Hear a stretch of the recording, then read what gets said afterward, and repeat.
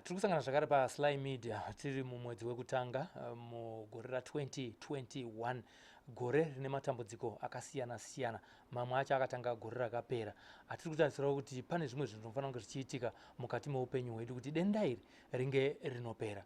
Asi mukutsvaga chingatiraramisa, mukutsvaga chingatiponesa, unozvosvika panguva yekuti unoona vanhu vave kurwisana, vamwe vachiti tinozvigona, ndeve kuChina, vamwe kuAmerica vachiti aiwa izvozvo hazvisi right, zviri right ndezvakati.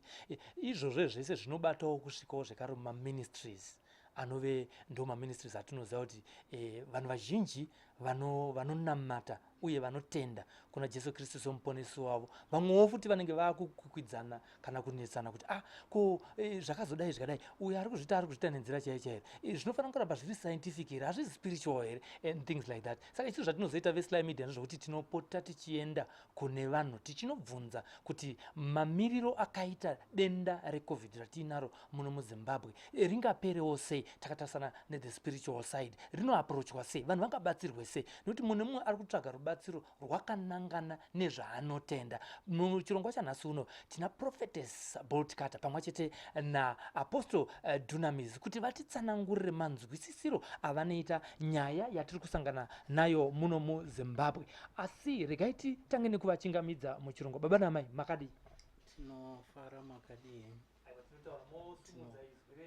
Tinofara kazwai makadii? Nhasi ndirambokuburitsai mumweya timbokurukura nyaya senyaya handiti. Panapa tina Prophetess Boltcutter, toita Apostle Dunamis, baba naamai. Patakamboita interview taikurukura naamai tichitaura nezveanniversary yenyu. Chiri kundinakidza ndechekuti mese muri muministry. Vanhu vanoti zviuya hazviwanani, zvakatanga sei amai? Aiwa, zviuya hazviwanani zvinoitika kune vamwe, asi patiri zviuya zvakawanana. Tese tiri muministry, not kuti ava vakaita apostle nekuti varoora prophetess, not kuti inini ndakaita prophetess nekuti ndaroorwa naapostle, asi takasangana tiri vanhu vane macalling tese. Patakatosangana ivo vanga vatoriwo nechechi yavaitorana, ndanga nditoriwo nechechi yatakarana, tikabva tasangana pamwe chete.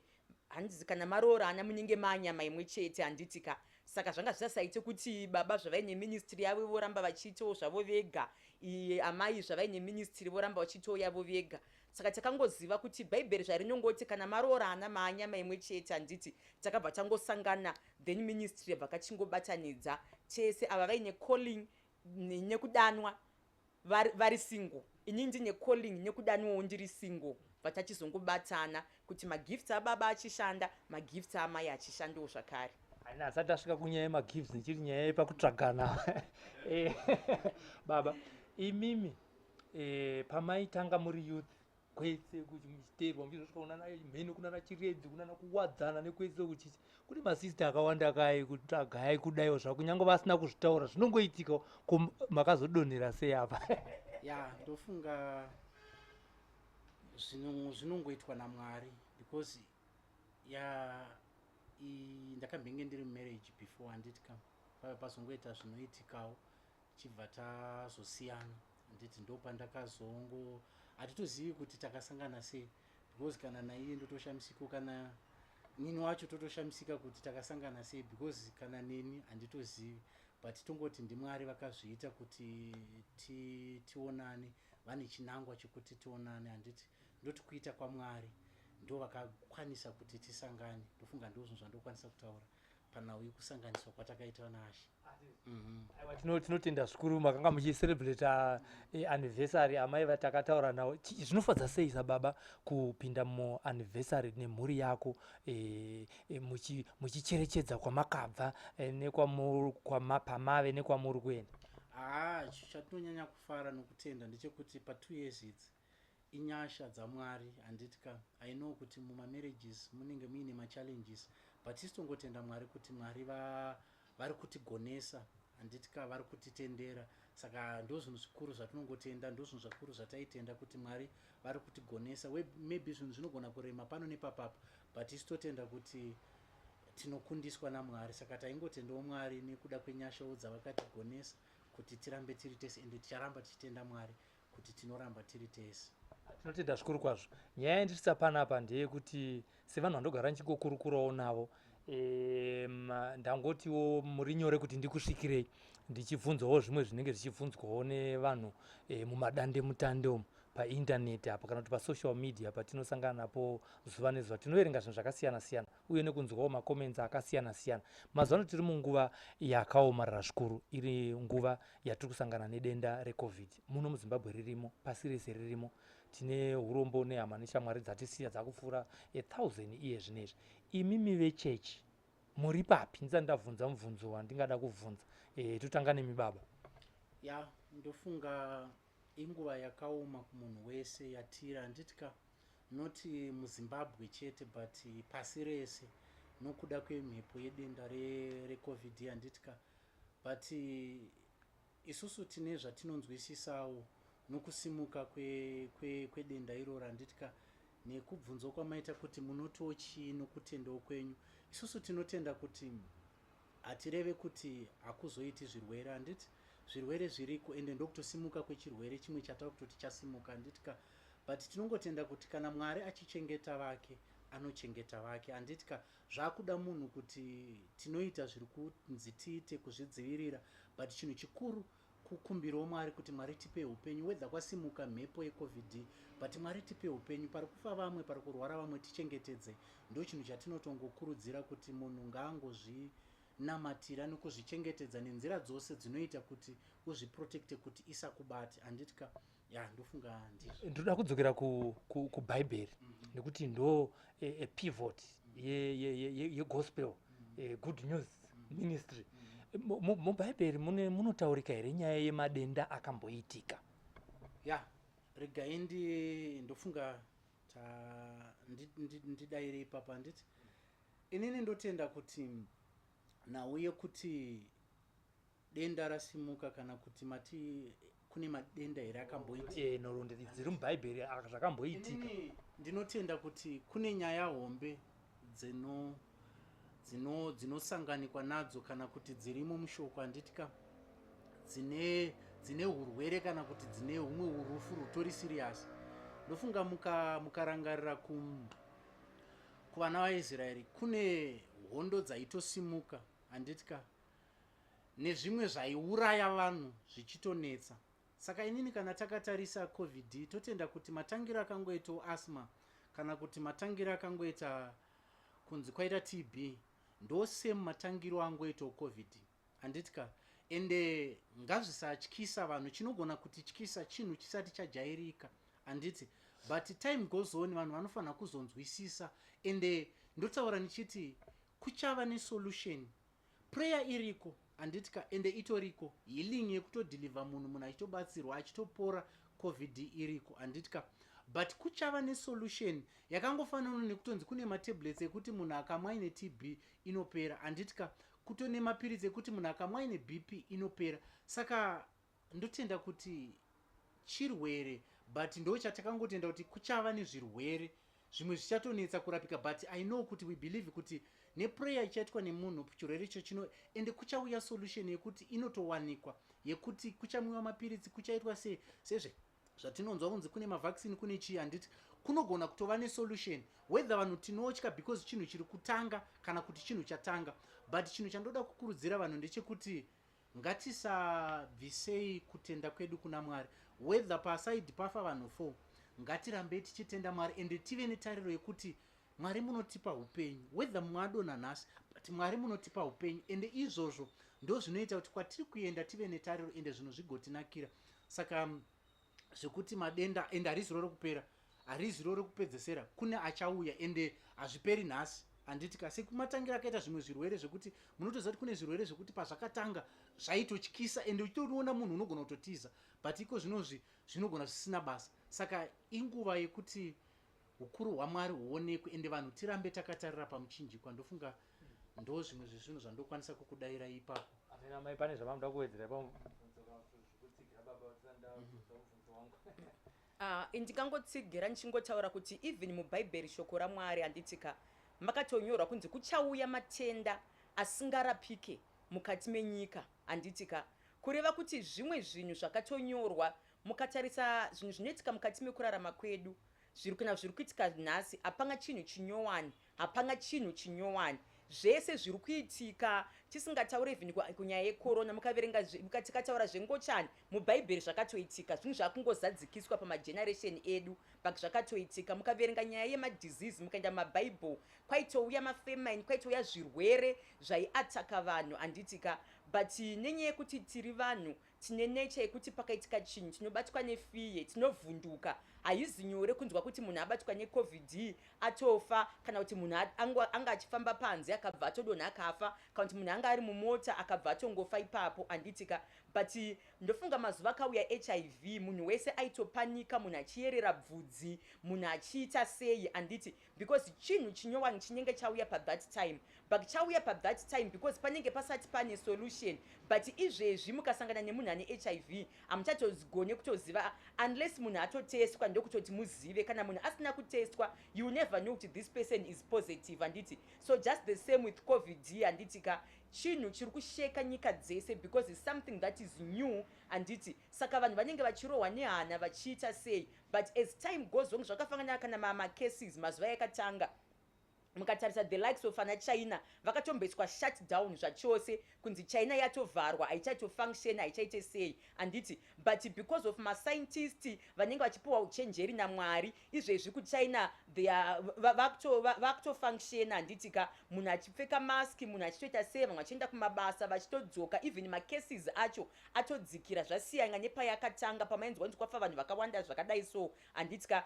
even kunana diaspora kunana uk macases manumbers atainzwa nemanumbers atakutonzwa izvi zvasiyana kureva kuti chirwere chauya but kwatiri kuenda nemavaccines anenge achibuditswa kunzi kwauya vaccine vanhu vaita chakati handitika zvinoenda zvichinodzikira nokupera mukatarisa even maimmunization ari kwayaya kwankinzi kune polio vana varwara kana kuti vana vaita measles handiti izvezvi hamuchaone mwana anobatwa nemeasles because pakaiswa maimmunizations mwana achizvarwa anobayiwa bcg kweta mainjections anobayiwa pa3 months kweta mainjections anobayiwa pa6 months 9 months kusvika pa18 months mwana achibayiwa saka macases epolio hatichaone because kwakaiswa maimmunizations akaiswa ipapo so just the same with covid handitika kwatiri kuenda ikoko kunenge kuchiwanikwa mavaccine kuchiwanikwa medication zvokodzimara chachinhu chekuti chinenge chichirarama but zvadzikira tinotenda nedzidziso yamuri kutipa sevanhu vanonamata uye vanotenda kuburikidza nesimba rajesu kristu semuponesi wenyu uye nemambo weupenyu hwedu. Imwe nyaya yandoda kubvunza ndeyekuti yandanchiti ndichati ndobvunza ndeyekuti apostol Chmiwenga vakabuda vachitaura imi ndimi chete munonzi Boltcutter kaimo hakuna munhu futi anzi Boltcutter nditi saka zvona ndikutaura nemunhu chaiye zvakandizvo Boltcutter anointing iri kutadza nei kuti inonamatira kana kuti munhu ari kurwara ari muhospital kana kuti ari muchi ndikatanga nababa kuti vangumbondipindura ipapapa kuti matauriro azvakaita makanzwa nditika imimiwo munotiwo kudii nekunzi nenyaya yeBoltcutter anointing muri kupfekawo mamaski asi muri kudii kungozvizora oiri mobva marega kubatwa nechirwere checovid ichochi. Alright, regai tinge tichiwanzwa pamwe pacho tichiti hatidayira handiti but tine zvinhu zvatinotenda handiti ka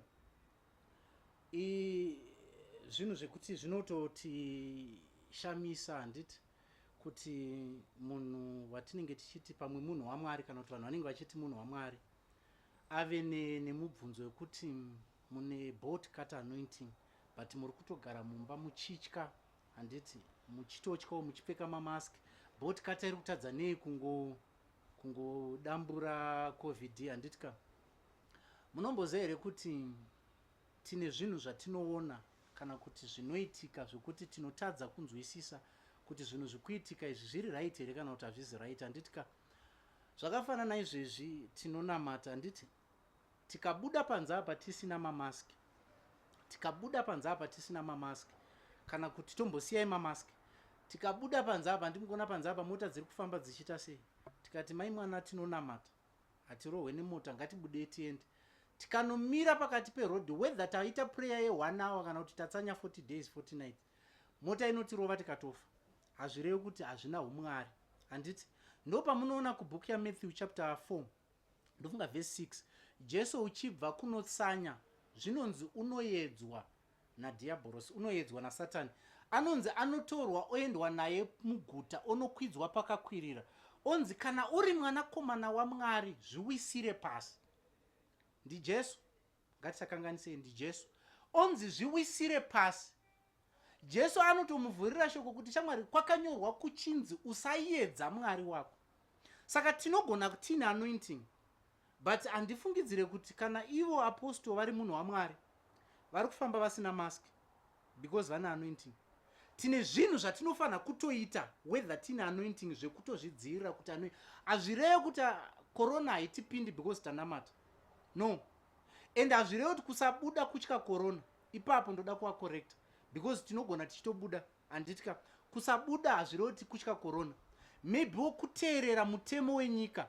Hatina patinobuda tigoudza vanhu kuti huyai kuchechi, nyika ichiti munhu wese agare mumba. Saka mukationa tabuda tikaenda paground apa tine maiki naamai tichiimba hozana tichite, zvinoreva kuti tatyora mutemo wenyika. Ndofunga panapa muchitodzika motoona polisi tori pagedhi pedu, handiti iri kugarira. Saka izvozvo zvega kungobuda apa usina kwauri kuenda, hauna tsamba, uri kuenda kupi, watyora mutemo wenyika. Saka kugara mumba hakuzi kunzi kutya corona bedzi, no, kuteerera mutemo wenyika. Nyika yatinorarama iyi ndeyaMwari nezvese zviri mairi, but ine vatungamiri varimo, ine mutemo urimo. Whether waita holisei kana tabuda tichitaura ndima patakabatana maoko, kana kuchinzi munhu ngaagare mumba, tinogona kutobva apa tichimhanya tigokanda mabhaibheri pasi tichitiza. Saka haizi nhau yekuti kutya corona kana kuti mamen of God vakahwanda vatiza corona, havana kuhwanda, but tinoteerera mutemo wenyika, handitka. Saka corona chinhu chinofanira kuzivikanwa nemunhu kunzi ukasazvidzivirira whether uine anointing. Saka munhu ngaasatiti vanotya kana kuti magwara. Jesu akadii kuzvikanda, akadii kuzvidonhedza, iye achito ndijesu, but anotonzi zvikande kana uri mwanakomana. Zvikanzi shoko rakatonyonzi usaedza Mwari wako. Saka hautauri kuti ndisvike panhamo pari kunzi munhu afa necovid, bvisai mask, ndoti ndine anointing haindibata, no, no. Tine zvinhu zvatinotoita. Kana uchiziva kuti pfeka maglovos, unotopfeka maglovos kuitira zvimwe. Haizi nawe kuti ndine anointing. Ndo zvandaitaura ndichiti tikapinda mushopu tikatora zvinhu zviri mushopu tobuda padhoo tisina kubhadhara toti ndiri man of God kana kuti ndine anointing, unoenda mujeri. Saka zvakangofanana zvekuti tibude tisina mask kana kuti pane anointing bo tikati akazvivharira mumba izvezvi akatopfekawo mask. Kuzvivharira mumba kuziva kuti panze pane corona, whether tapedza kuti amen, mai mwana pfekai mask, because Mwari haazi kuzongoshanda neamen kana kuti buda upinde mumoto because Mwari akati hautsvi, no, no. Hatiedzi Mwari, tinopinda tapinda musituation ndo patinozoti Mwari tapinda mudambudziko chitibatsirai, noti isusu kunoedza Mwari kuti ndirakuona kuti zvinoita sei, ndinoenda kuDoves mune zvituna zvafa necovid, ndaupinda ndisina mask, inokubata ende unotongovigwa uri mutsvene usina chivi chawaita, unofa. Saka hakuzi kuti anointing shoma kana kuti kutya, no, no, because naMwari wacho, because ane pamwe pai paitaura, I don't know, handiti pane pachinzi vari kutadza nei kuipedza, handiti vari kutadza nei kuipedza, handitika. Mubvunzo wangu oti kana Jesu akapinda muguta reJerusarema oenda kudziva reBethsaida, paanoenda padziva anoona murume aripo achirwara aine makore aripo akarara, anga aine chirwere chaainacho. Jesu haana kudzinga chirwere changa chiri mumuviri make munyika yese, akaporesa murume wani. Saka ishu haizi yekudzinga covid nyika yese, handiti, because dai Jesu paaiuya achiporesa vanhu dai asina kumboudza madisciple kuti endai munoporesa vanorwara, because aifanira kuziva kuti ndapedza zvirwere zvese, hamusina zvirwere, but kutotuma kuti endai munoporesa vanorwara zvinoreva kuti zvirwere zviriko. Ende patiri kuporesa munhu wani hazvizi kureva kuti corona yabva yapera nyika yese. Saka ubenzi hwemunhu kutaura kuti madii kungomwaya anointing oil covid yatiza, makadii kuzviudza Jesu kuti nhai Jesu pamakadzinga pamakaporesa chirema makadii kubva mangoporesa zvirema zvese, makabva mangodzinga dhimoni rehurema, handiti. Saka dambudziko ndere vanhu vatinofungidzira kuti vanoziva bhaibheri but vachitotikanya kana kuti kuvhiringa shoko, because hazviratidze kuita mushe kuti utaure kuti itai kuti covid ingopera. inopera kumunhu auya anamatirwa iye ane problem. Jesu anoporesa murume akanga ari padziva, haana kutaura kuti mweya uyu ngaubva, chirwere ichi ngachibva chashayikwa nyika yese. Ameno kana mandibata ipapo. Ndiri kupabata ndapanzwisisa. Tichitarisirawo kuti vateereriwo ndo vanomaka mabhuku edu epafacebook kuti vanenge vachinzwa kuti aiwa Prophet Dunamis vanatsotsanangura here nyaya sekutaurwa kwayakaita, tichinzwawo futi kuti amai imi ndimune zita chairo dunga munhu rakataurwa kunzi aiwa Prophetess Boltcutter ngavakate covid komuri kudiko kukata covid mufadze munhu waMwari. Nawo haisi pakufadza vanhu kana kufadza vanhu vaMwari handitika. And sometimes kune vanhu vanoita kunge vanogona kutaura stereki but vatori ne-lack of ignorance. Vanenge vatori ne-ignorance dzitori pavari handiti, because nyika yatinorarama ine ma-guidelines, ine vatungamiriri vanenge varimo mukati menyika. So no one is above the law. No matter une anointing yakaita sei handitika, I cannot be above the law. Ne anointing yangu yeBoltcutter iri pandira handitika, ndakanzwa wangu vachitaura kuzoni anozviti bhobhojana, anozviti Boltcutter ari kudi kubuda panze, ari kugarire chimumba handiti. No matter ndine anointing yakawanda sei, but I am not above the law. Ndine anointing yakawanda kudaro, kena ndikatonzi ndaenda kunoba handitika, hazvinzi vane anointing musavasungwe. Ndinotosungwa ndotopinda mujeri handitika. Zvimwe zvinoita kunge kakutsvinya kana kakutuka mukati handitika, but ndinokotaura kuti ndinovafanganidza naSatani. Ndinotovafanganidza naSatani because Jesu paakaedzwa handitika akatotaura kuti get thee behind me Satan handitika. Imagine kuti Jesu vabva kunotsa vari pamutsanyo handiti 40 days and 40 nights. Wonzi wewe kana uchizviti mwana waMwari, chinja matombo ayaya aite chingwa ukwanise kudya nzara yako ipere handitika.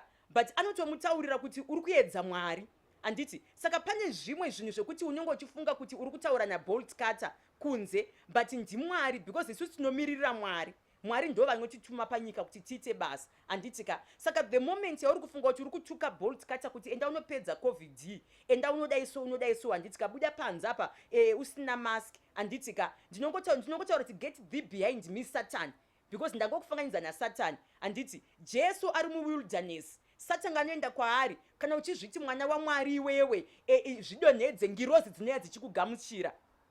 Jesu nesimba rake rese akadi kuzvipruvha kuti inini ndiri Jesu. Saka rega ndidonhe kuti ndipruvhe kuna Satani kuti inini ndine anointing, inini ndiri Jesu. Rega ndidonhe Satani unyatsoona ngirozi dzichinyatsouya nemapapiro dzikidai so dzosvika dzobva dzandigamuchira. Aiwa ndanyatsopruvha kuna Satani handitika. There are things that we don't do to prove other people handitika. Saka haisi nyaya yekupruvhana. Pane zvimwe zvirwere zvinotounzwa naivo Mwari mbune. Saka imi munofunga kuti covid zvairiko Mwari havako here. Vakatotendera ende vatoriko Mwari, ende vari kutoziva kuti covid iriko, nekuti hakuna zuva kana chinoitika pasi pezuva chinenge chisingazikanwe naMwari. Vanenge vakatonyora kuti nezuva rakati negore rakati kuchaitika chakati. Zvakafanana nemubhaibheri. Mwari vaitotaura kuti zorai ropa pamagonhi enyu handitika, kuitira kuti end of death painouya panenge paonekwa paine ropa handitika, ropa rehwai ndo pasingazopindwe ipapo newakaipa handitika. Sazvangofangana panguva yekorona, anenge auya kwatiri arwara nekorona ndiye watinokwanisa kunamatira, ndiye watinokwanisa kubatsira iyeye nekuti auya kwatiri. Even panguva yaJesu, Jesu aisaenda mudzimba dzemunhu wese achinoporesa vanorwara, but Jesu aitoti vamwe vaitotsemura marufu handiti nemunhu anorwara, vatsemura rufu munhu obva aporeswa.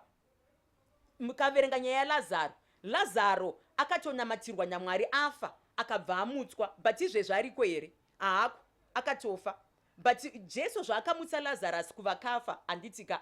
Vanhu vangani vari kufa vari kumamochari zvese vasiri kumuka. Muri kutaura kuti simba raMwari hariko here kuti rikwanise kumutsa vanhu vese vari kumamochari? Simba raMwari ririko handitika, but akangozvita once pana Lazarus akabva angomutsa Lazarus handiti. Saka akadi kusiya futi that anointing iyoyo kuti wese ari kufa ari kupinda mumamochari ngaamutswe, but vanhu vari kutongofa ende vanhu vachitongovigwa ende munhu achitongorova kunzi takamuviga date rakati ane gore ane 2 years atone 5 years atone 20 years dzimara munhu atongorova atongonyararwa nezvake handitsika. Saka hazvire kuti Jesu kana akamutsa Lazarus kuvakafa vanhu vese vacharamba vachimutswa, vanhu vari kutongofa vachitongorova zvakadaro.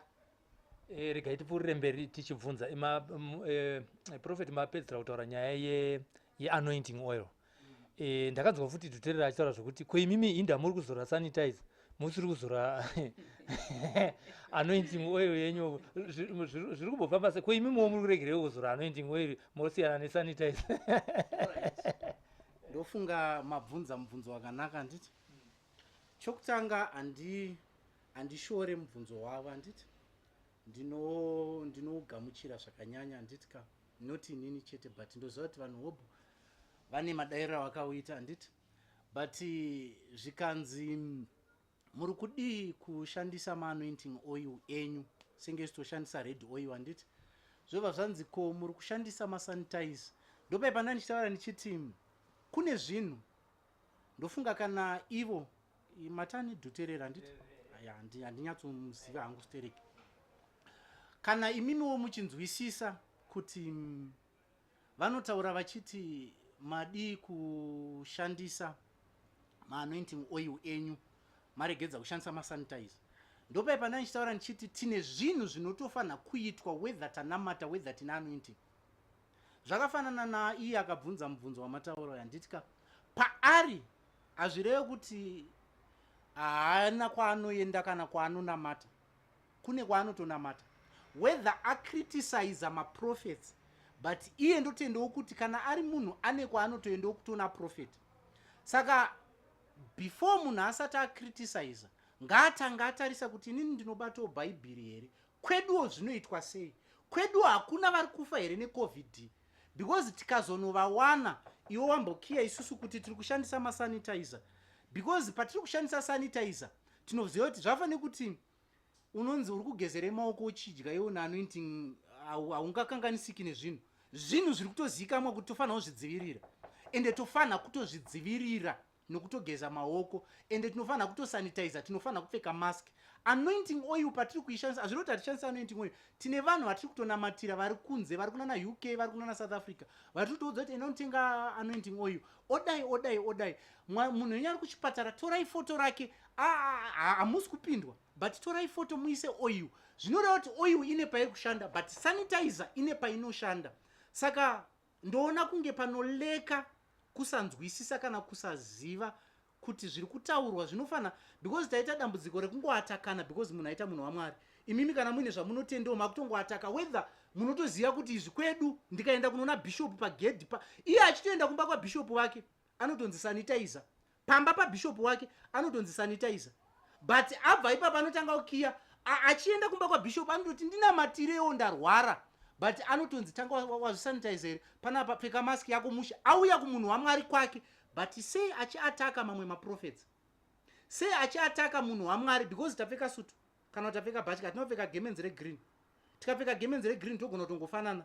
Ava ndofunga wakatombokuudzai kuti before kumashuro vakambenge vatori ikoko kumashuro. Saka hauzi uchenjeri kuataka chinhu chaunongotenda nerweseri handitika. Saka kuataka kuti shandisai anointing oil kumorekedza kushandisa masanitizer, zvangofanira kuti shandisai tsoka because Jesu aifamba netsoka, kana kuti shandisai dongi because Jesu.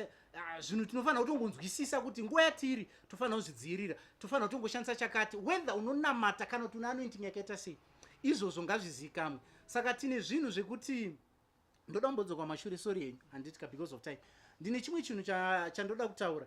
Munoziva here kuti kumasvingo, ndakambogara kumasvingo, kune munhu wairwara uchirashika njere wokuti akakubatirai bhaibheri, akusvikirai muri pabhengi makuseniso, akakuverengerai bhaibheri mese munoti vakura vanoziva Mwari, ende vachikriticize vachikuudzai zvekuti wega ipapo unogona kudzokera kumba unoti handichanamati ndazowana chaizvo, but munhu anorwara, but chiri kuitika pamurume uyu ashaya support.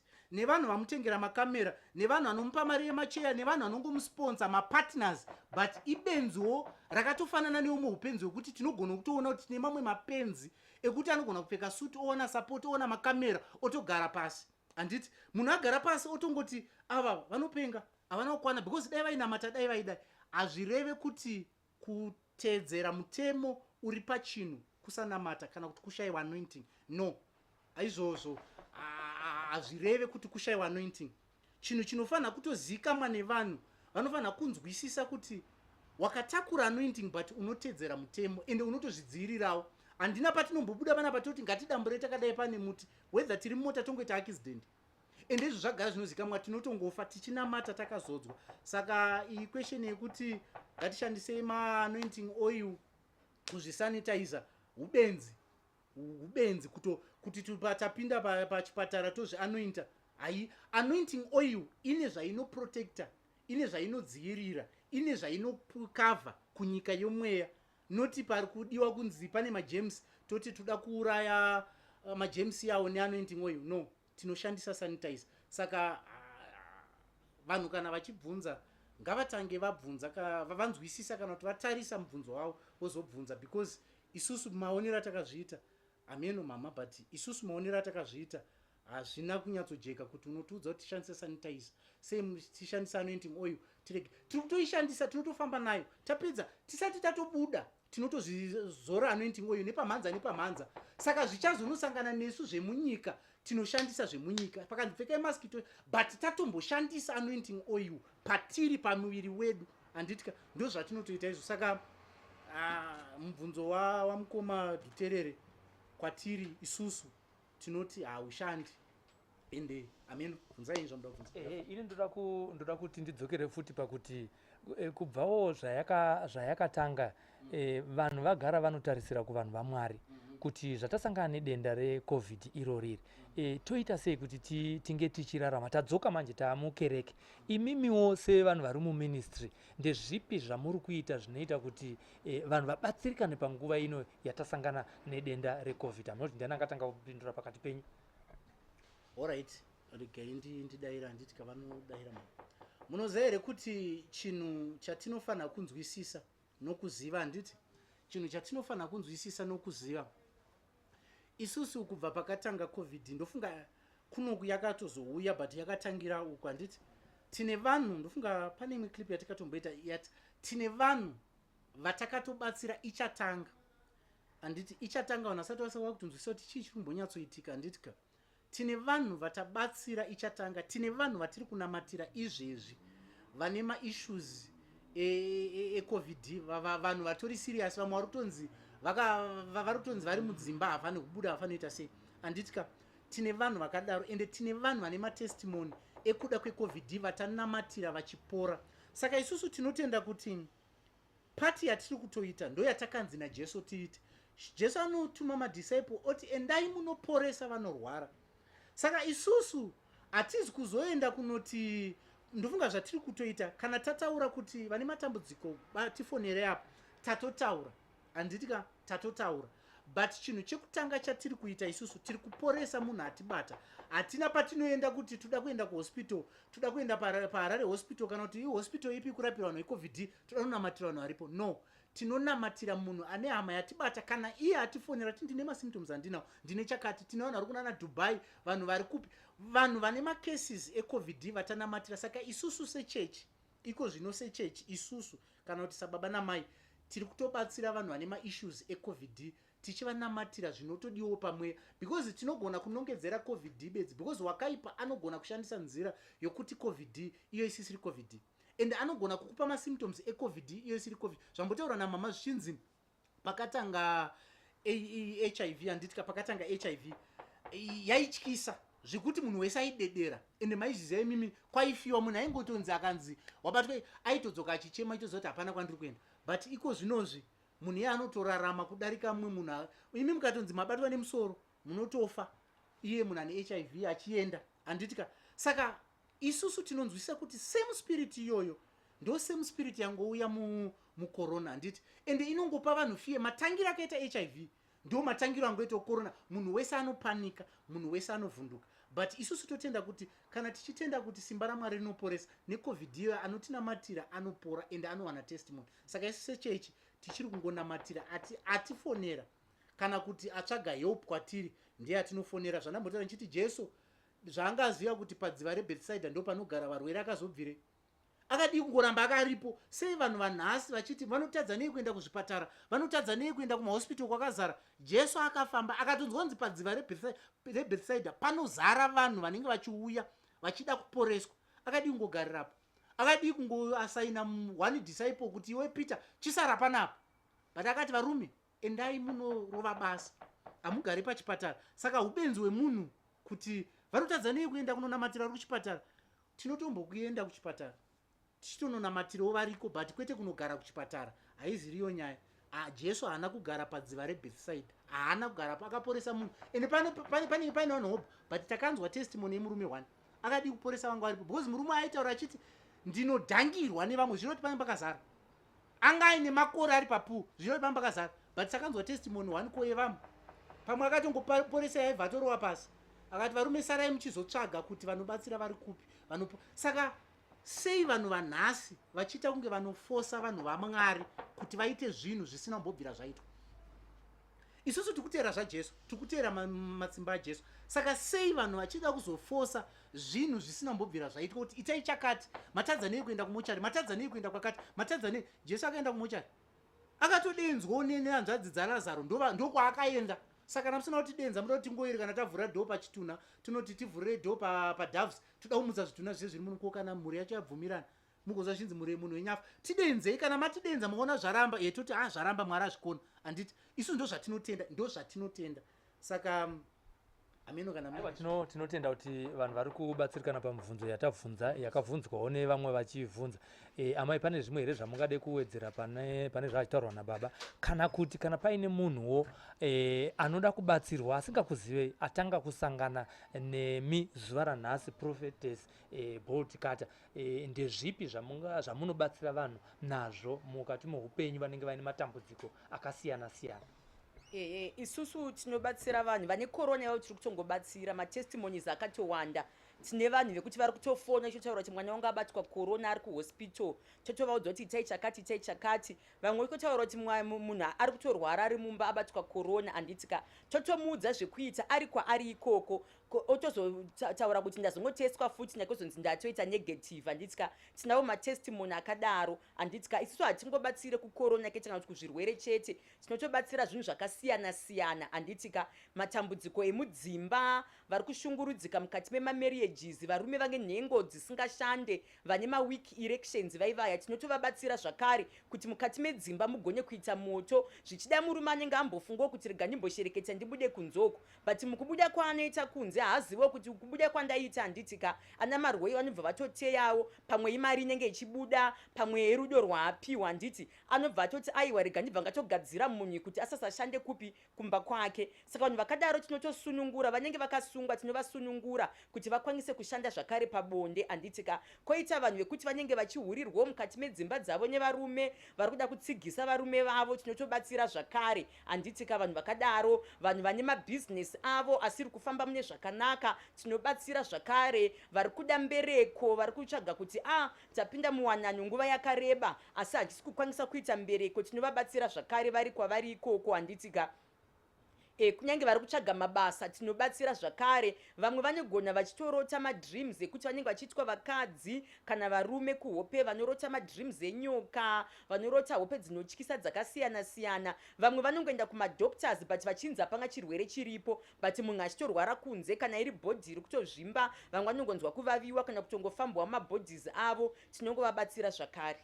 Munoda kuwedzera here? Ndabvunza amai kuti ndezvipi zvinhu zvamunobatsira nazvo vanhu vane matambudziko akasiyana siyana mukati menyika yeZimbabwe nekunze, vanenge vaine zvichemo zvavanenge vainazvo kana zvinovadzimba mukati memiviri yavo?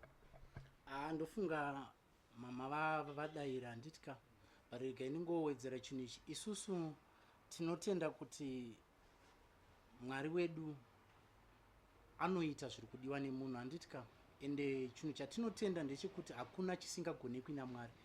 Whether munhu ane 40 years, ane 50 years, asina kumbobvira akawanikwa. Isusu tinotenda kuti Mwari ane nyasha dzaanokwanisa kuita kuupenyu hwemunhu, ende kutena upenyu hwemunhu. Munhu achinongedzwa mumhuri achinzi irombe, munhu achinongedzwa mumhuri achinzi itsotsi. Kune vanhu vari kunongedzwa vachitukwa ipfambi ichi, but asiri pfambi, ari wakaipa, akachinja madestiny evanhu ivavo. Handitika isusu tinotenda kuti kune simba rokuti tikakuputsira hari, Mwari wokudenga anokusunungura. Handitika tikakubrekera hari, mweya iyoyo yekuti munhu anonongedzerwa kunzi ipfambi, hanzvadzi yako inenge ichizikamwa ichinzi anongogara ari kujeri achiba. Tinobatsira vanhu vane maissues akadaro ekuti vakaroyiwa, vamwe havachatobvi kumabhawa, aritozikamwa kunzi akatambira mari akawana mari inonopera yese kubhawa, odzodzoka pamba akupisatisa achiti handidi kumwa doro, ndoda kuva munhu right asisina mari. Tine vanhu vakadaro ekuti tinotobatsira vanhu vane maissues akadaro. Mumwe munhu anenge achitoda kusevha but anozongoerekana atozoburisa mari yacho. Tinobatsira maissues akadaro evanhu vakagadzirwa, vanhu vari kunetswa nemweya yezvikwambo mudzimba, vamwe vari kutadza kurara vachinzwa noku, vachinzwe chii. Handitika tinobatsira vanhu vane maissues akadaro. Saka isitotenda kuti Mwari wedu ane simba risati rakamboonekwa rokuti vanhu vasunungurwe. Hatiti tinobatsira izvibedzi, but tinotenda kuti tine zvizhinji zvatinobatsira. Kune vanhu vakadaro vari kunze vari kunzwa chirongwa chinechi tiri pano paSlyMedia, vanenge vachida kubatsirwa vanokubatai sei, uye muri pamasocial media platforms here? Pamasocial media platforms tinapo. Handitika mukatarisa pane page rinonzi Prophetess Boltcutter, handitika riripo zvakare page rinonzi Prophetess Boltcutter. Pane rimwe page zvakare rababa rakanyorwa nzi Apostle Dunamis 1. Handitika maplatforms atinowanika tiri yayo. Vanoda kuziva pamusoro pedu vanoenda ipapo. Tine zvakare mafone number atinoshandisa pakubatsira. Handitika ndofunga mafone number tine 2 mafone number +263 779 2711 23 kana kuti +263 771 921 976. Saka mafone numbers yayo ekuti munogona kufona kana kutumira message paWhatsApp, tokurukura tobatsirana tiri ipapo. Baba, mashoko ekupedzisira,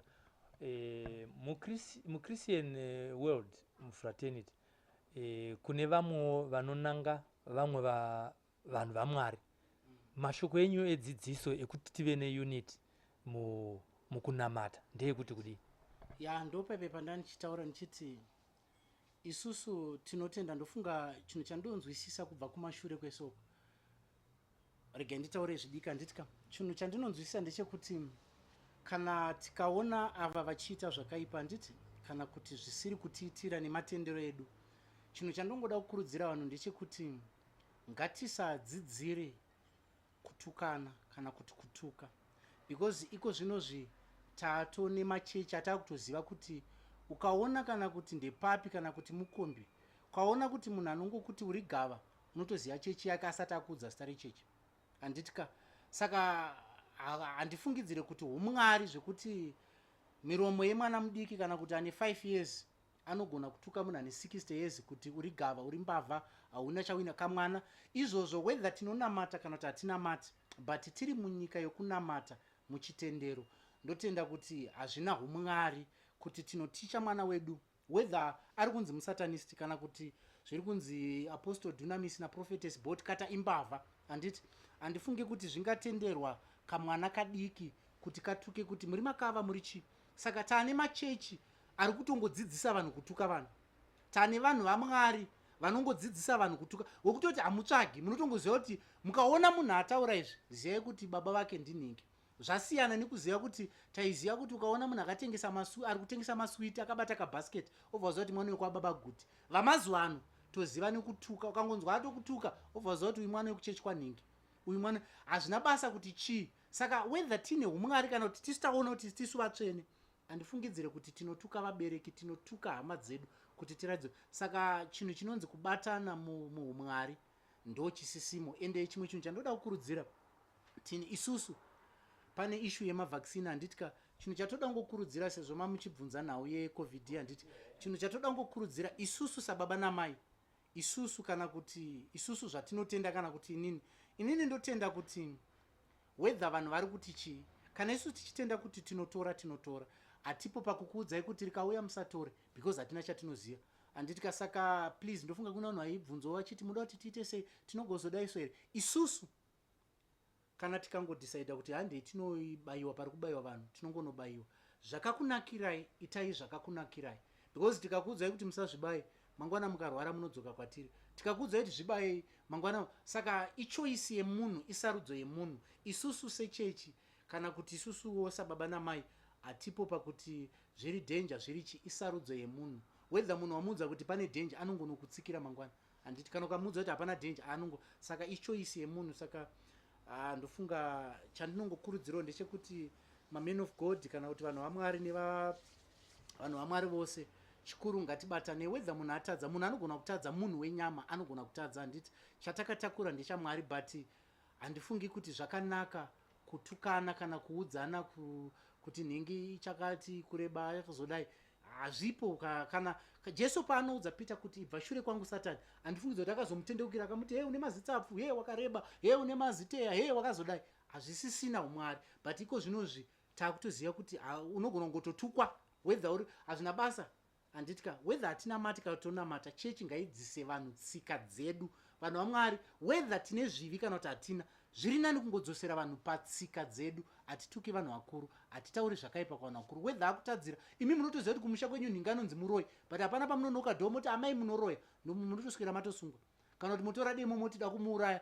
Ngapashande zvinhu zvemweya. Kana yakakurwisai pamweya, ngazvishande pamweya. Iwo zvawaziva kuti nhingi musatanist, ko wadi kungonamata iwo ndiona mwari wacho, wadi kungonamata dhimoni racho raonekwa ne the whole world kuti chokwadi Prophetess Boltcutter vamanifesta pakati pako pakabhana, vanamatirwa naapostoli chakati, dhimoni rikabuda. Totenda Mwari, noti kutuka, noti kutaura zvemateya, noti kutaura zvekureba, no.